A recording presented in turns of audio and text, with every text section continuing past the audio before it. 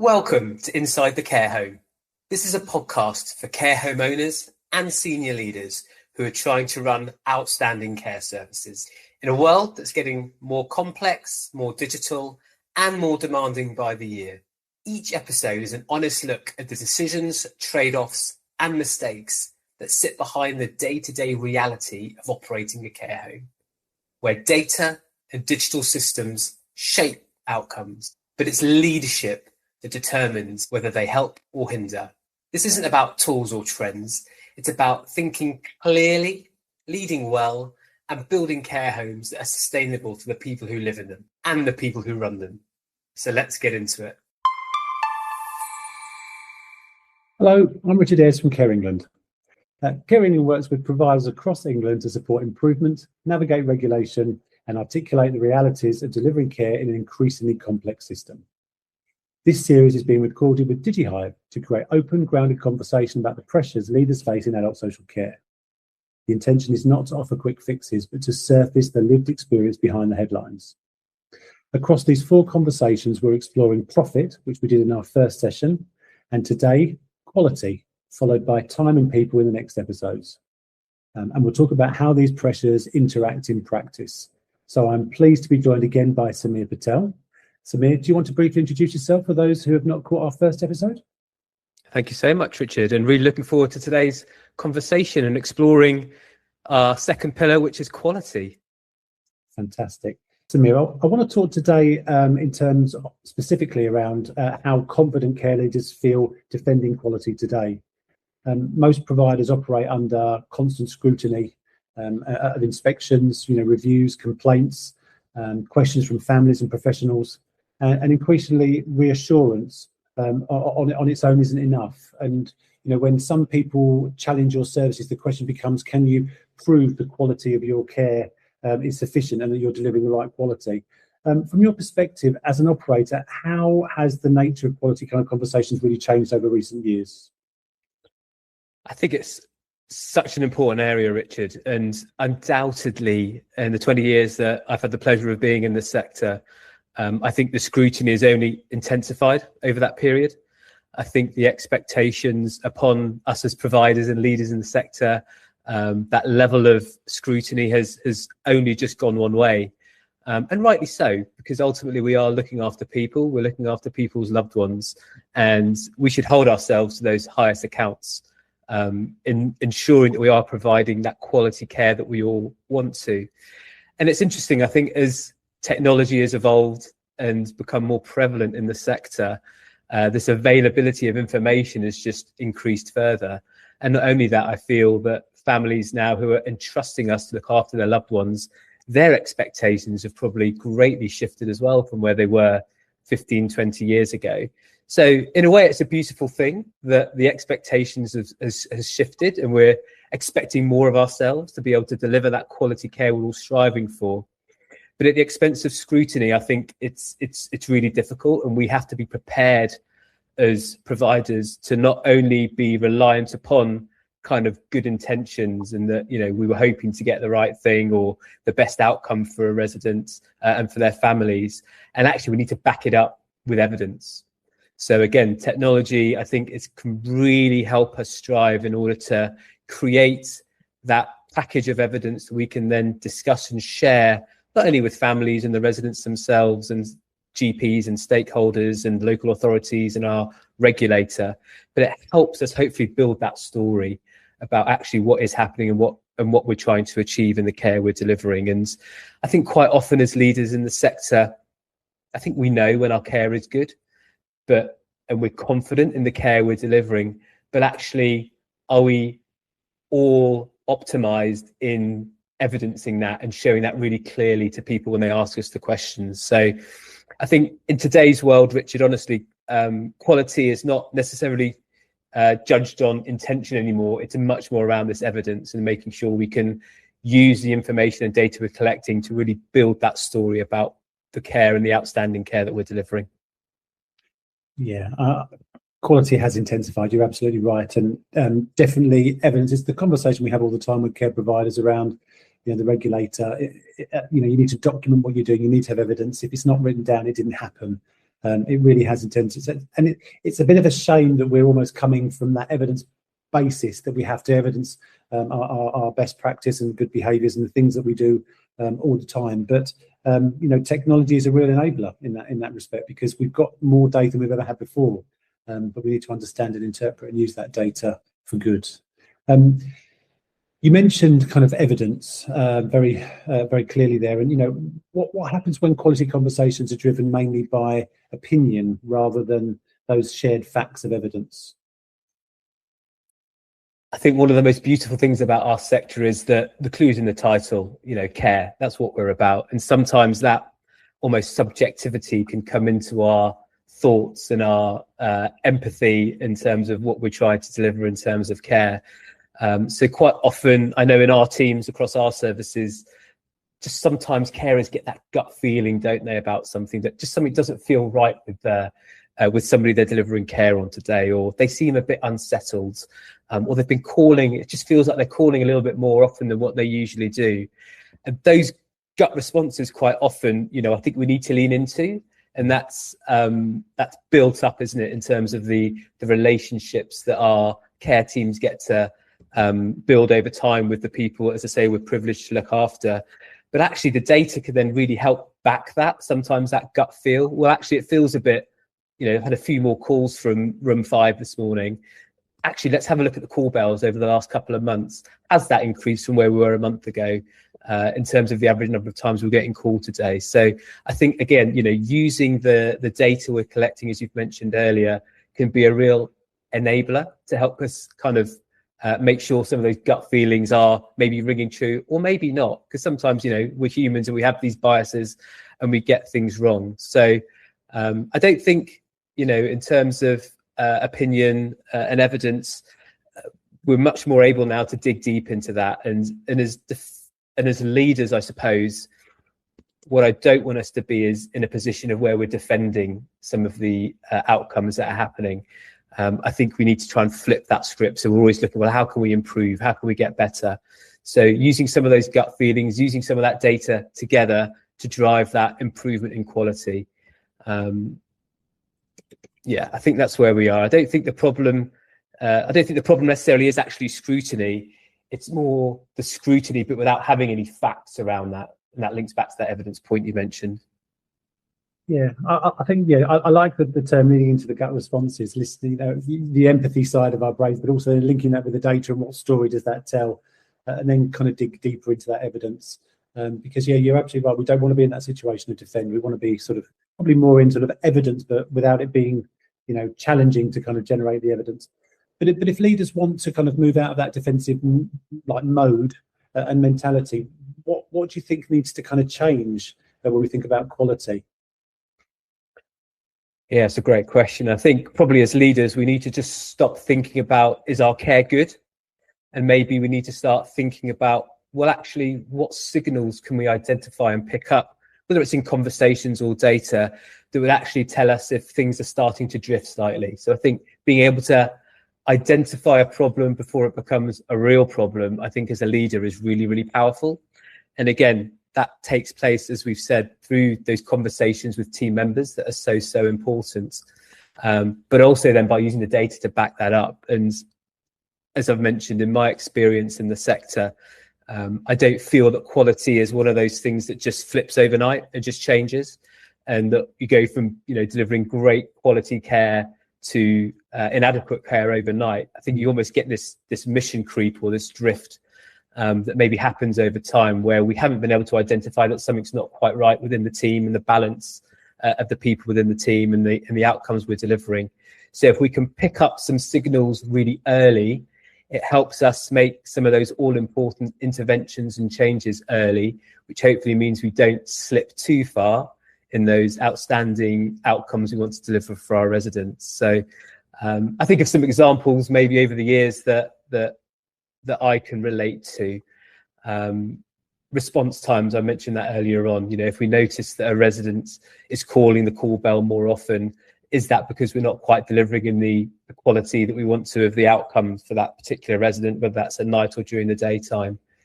Are we seeing that engagement in activities? This is a KPI we track really closely across our care services, how many people are attending activities, how long are they attending the activity for, what's their feedback after taking part in the activity.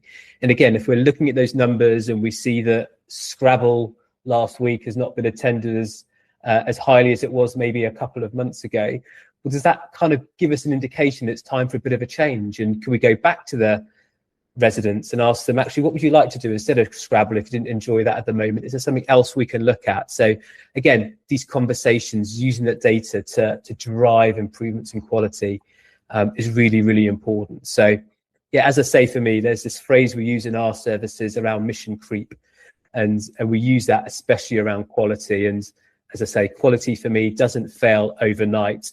It kind of drifts a bit slowly sometimes. Yeah, I mean, spot the problem before it becomes a problem. Yeah, preempting, backed up by data. Preempt data to support it. And I do like the mission creep, because you're absolutely right. You don't just go from A to B overnight. There's a journey. You're on an incline or a decline. You don't go to outstanding overnight. You have to build and work for it. And you get some great examples there, like the call bell, engaging activities, what feedback residents give you, how long they stay in those sessions, and then establishing kind of what that tells you, linking that to other data as well.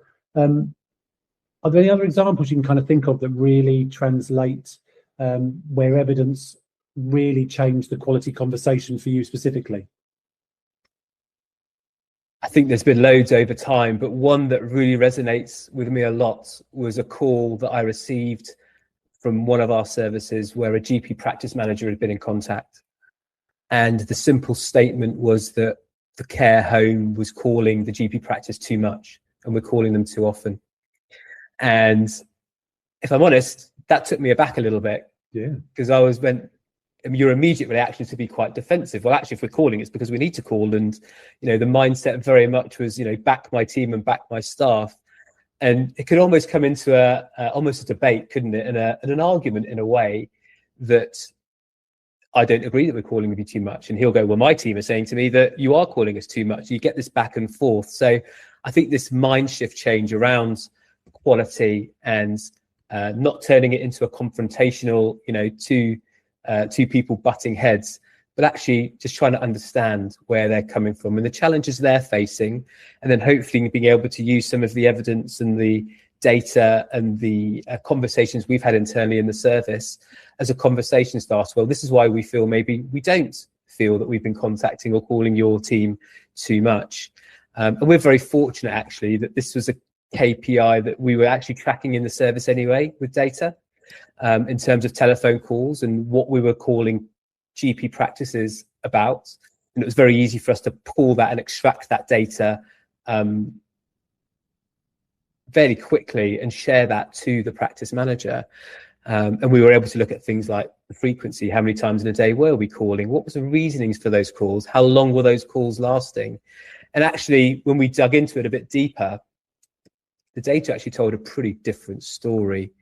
It very much told that maybe there were other avenues for us to explore, and maybe setting up a call once a week where we could cover off a lot of little items together. Maybe as a team we were calling too often, in that the problem we were trying to solve for one of our service users didn't need an immediate reaction, but they needed a call within the next 48, 72 hours.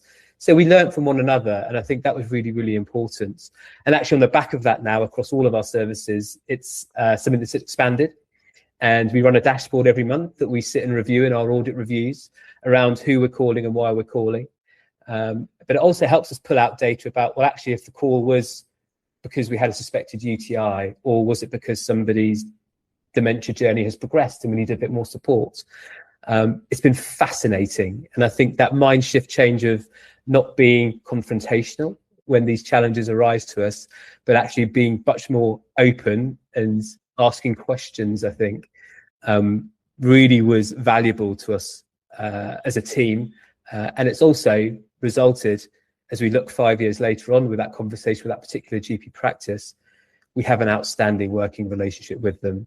And I think hopefully they would turn around and say they're really happy with the service that we provide in the care home. And I know as a care home provider, we're really happy with the partnership we have with the GP surgery. So from maybe a challenging situation, we get to a stage where things work for all of us. And I think maybe we can, in terms of that quality piece, it's a wonderful story, isn't it, in terms of the NHS and GP practice and care services working much closer together, which undoubtedly, we're all here to provide better outcomes for our residents and improved outcomes for them.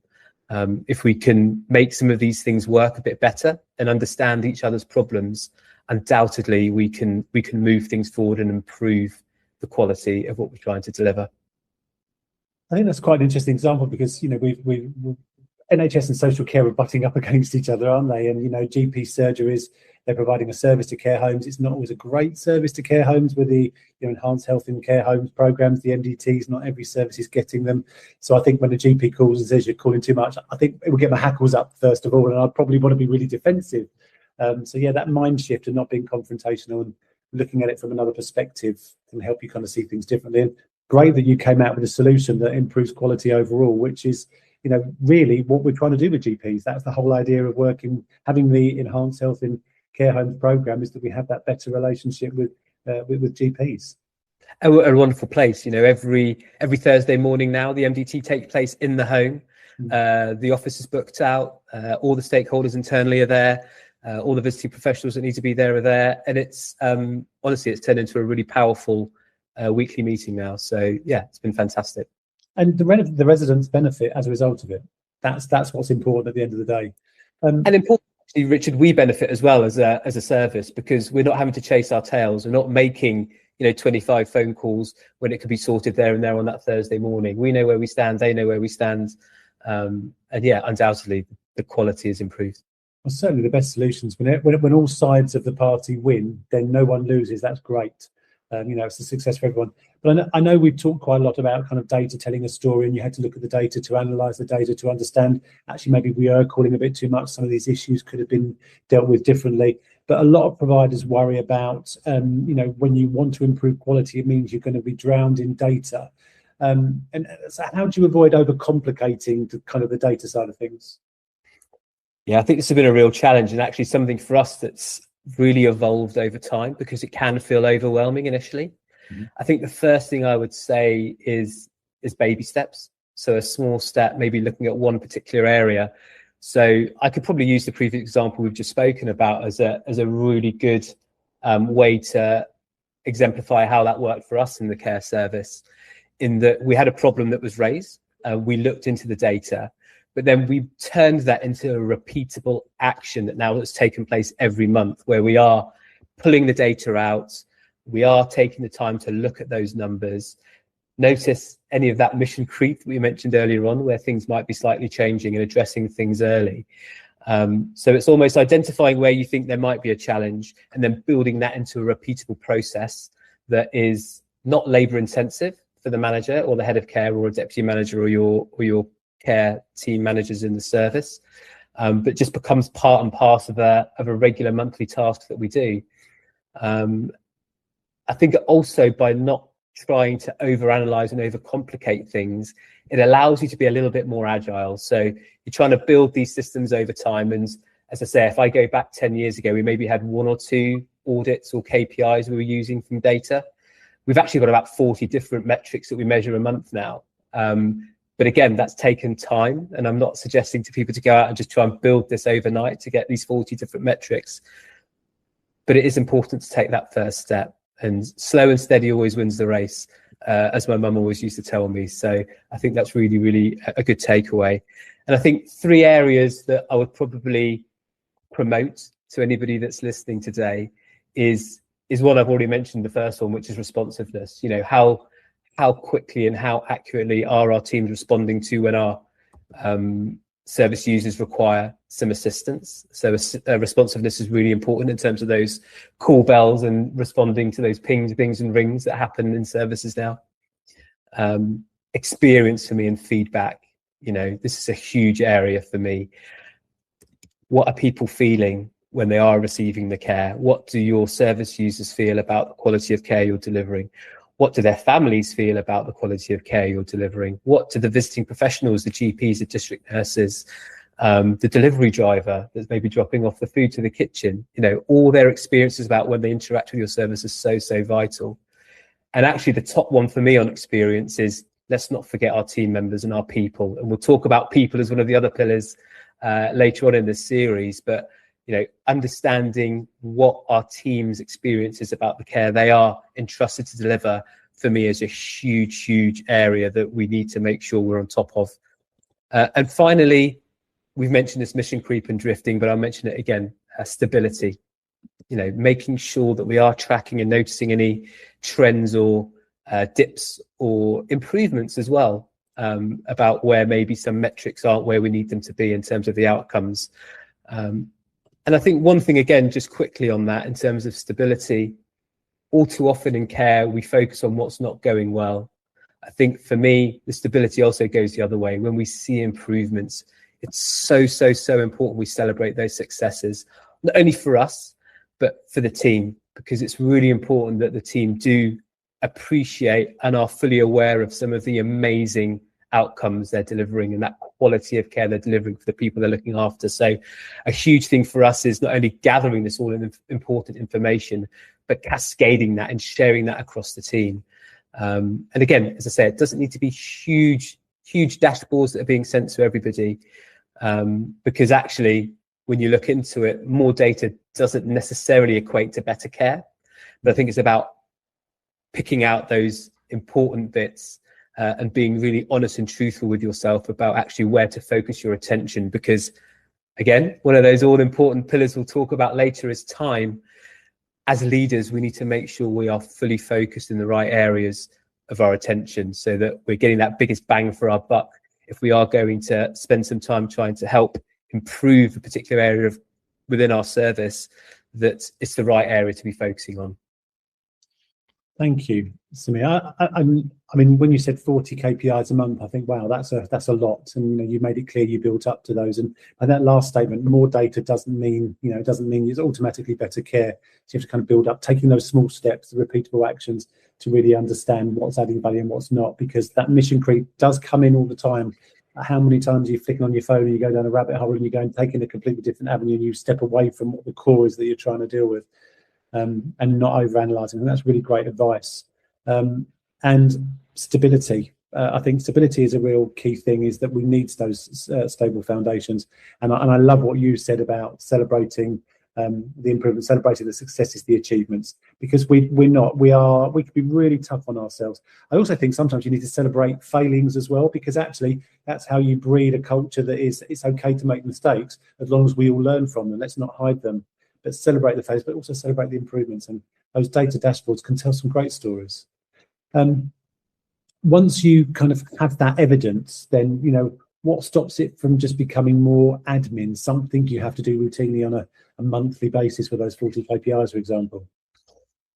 Yeah, so I think, again, because we've been doing it for a little bit of time, we've managed to build kind of a backlog of data for us, which is really amazing, if I'm honest with you.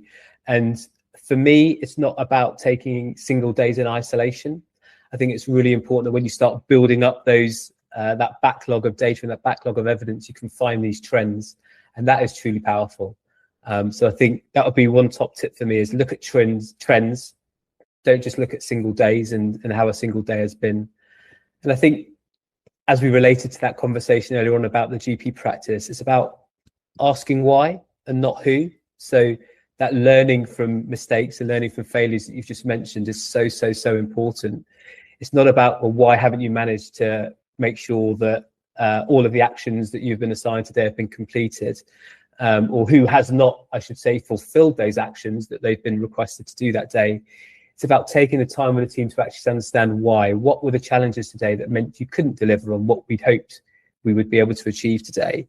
And understanding that why is so important.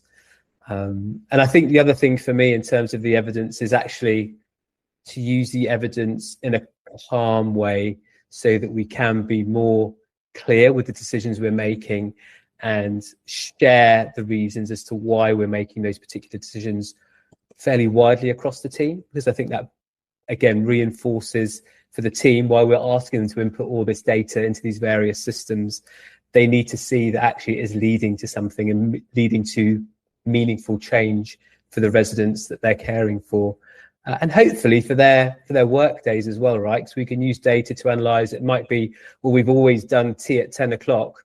Well, actually, if the data tells us that actually by shifting that by another hour in the day, that's going to lead to less UTIs in our service, we can use that to explain the story to the team, and you will undoubtedly get way more better buy-in from everybody to change that mold of what they're used to working to. So I think good evidence can really help reduce pressure for us as care leaders and across our services. But also for me, I feel really empowered when I have some of that good evidence, because I feel that when I'm it gives me a bit more legitimacy when I'm speaking to the team and trying to get a new project off the ground. So good evidence for me really should reduce pressure. It's not about adding to more pressure, because our teams were already under enough of that. Phenomenal. Yeah, I understand. I really identify with the point around looking at the trends, not single points of data, and using data with clarity, stepping back and questioning, is it having an impact? And yeah, I absolutely agree with you. You need to take the staff on the journey with you, because without your staff, you have nothing of a service. The staff are the backbone of our sector. Without them on the journey, you're in with problems. Thank you, Samir. That's been incredibly helpful today. I think what really stands out here is that quality leadership today is about confidence, not confidence based on how things feel, but confidence grounded in kind of what you can show and what you can evidence. And I know through this partnership with kind of DigiHive, we're really focusing on helping leaders to build that confidence in a practical, supportive way. And DigiHive's Academy kind of brings care leaders together to tackle the realities of quality, evidence and scrutiny. And then, when you use them alongside tools like the Care England Smart Care Intel solution, for example, it really helps with kind of data and insight becoming something you can understand and you can use, rather than something that creates extra pressure for our leaders and for our care workers. If quality conversations currently feel uncomfortable or reactive, then this is a really sensible place to start. So thank you again for listening today. I hope everyone else has enjoyed it as much as I have, and I look forward to seeing you on the next recording. Thank you. Thanks, Richard. Running a care home rarely gives you time to step back and think. Most days you're just moving from one decision and on to the next. But this podcast exists to pause that momentum for a moment, to look at what's actually happening inside care homes, the pressures, the trade-offs, the things that don't always make it into the reports or the meetings. So if something in this episode felt familiar, I hope that's intentional. These conversations aren't about having perfect answers. They're about seeing the reality more clearly, so the next decision is better than the one before. I'll continue this inside look next time. This is Inside the Care Home, an honest look at the decisions and realities behind running care homes today. Thanks for listening.